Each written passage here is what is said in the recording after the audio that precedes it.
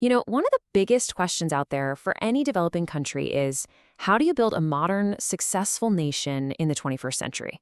Well, for Zambia, the answer isn't just one thing. It's this incredible story of two totally different visions for the future. And they're both happening right now at the same time. So, you've got Zambia, a country standing at a major fork in the road. One path is all about high-tech efficiency, about building a smart, secure urban future.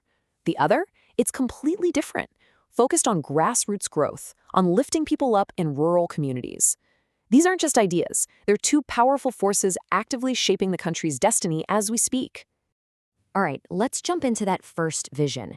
This is the future as seen through the lens of technology and centralization, and it's all built around a massive partnership with the global tech giant Huawei. The whole project is being called Smart Zambia. So, to really get what this is all about, you first have to understand this idea of a safe city. Now, this is way more than just putting up a few cameras. It's an entire integrated system. We're talking data centers, huge surveillance networks, and really sophisticated software, all working together to manage, well, everything from traffic flow to public safety. This is the bedrock of the whole smart city idea. $75 million. That's a pretty big number, right?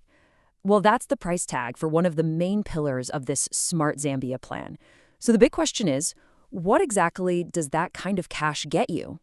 That 75 million bucks, it's all going towards building what is essentially a central digital brain for the entire government. This new national data center is the absolute heart of the operation. It's the hub where all the information from all these new high-tech systems gets collected, processed, and managed. And listen, this isn't just some plan on a whiteboard. You can literally see the smart city coming to life on the ground. In the capital, Lusaka, a huge network of surveillance cameras is going up.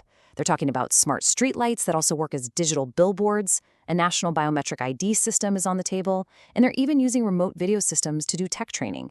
It's a full-on, top-down technological rollout. But here's where things get complicated.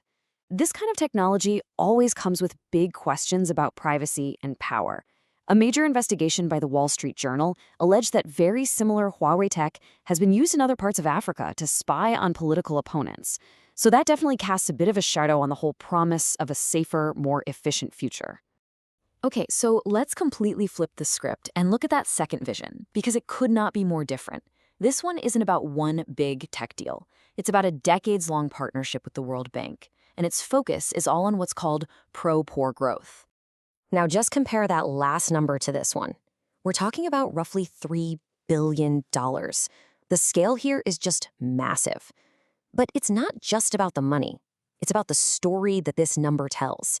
See, this isn't some brand new thing. This $3 billion represents a deep long-term relationship, a partnership that actually started all the way back in 1955. That's decades of investment, all aimed at a totally different vision of development, one that's all about building from the ground up. And this chart just lays it all out perfectly. If you want to know the priorities, just follow the money. Look at this. The two biggest slices of the pie, at 16% each, are agriculture and food and social protection and jobs. That's the pro-poor approach right there. It's not about centralized data. It's about making sure people can eat, creating jobs in rural areas, and building a safety net for those who need it most. And when you look at the actual projects, it gets even clearer. $200 million for better rural roads? That means farmers can get their crops to market. Over $300 million for girls' education and women's empowerment? That's a direct investment in people. And millions more for irrigation, for agribusiness. This is real, tangible stuff that changes lives and creates opportunities way out in the rural communities.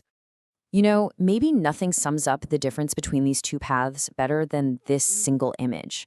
On one side, you have the high-tech 24/7 surveillance of a city, and on the other, you have a direct investment in a single farmer's life, helping her grow her business, helping her feed her family. Two very different futures, right there, side by side.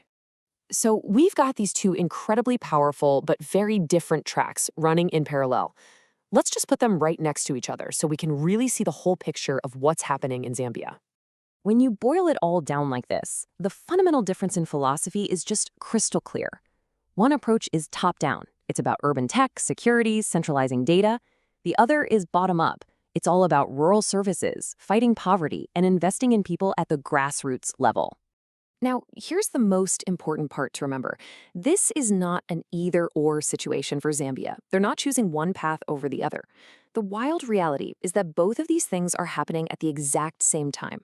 A high-tech future and a grassroots foundation are being built in parallel right now. And that leaves us with this final, really big question to chew on. As a country tries to balance these two very different priorities, what are the trade-offs? What do you gain when you build a powerful, centralized digital brain for the nation, and what might you lose? And on the flip side, what's the incredible value of a strong grassroots backbone, and what efficiencies might get left behind?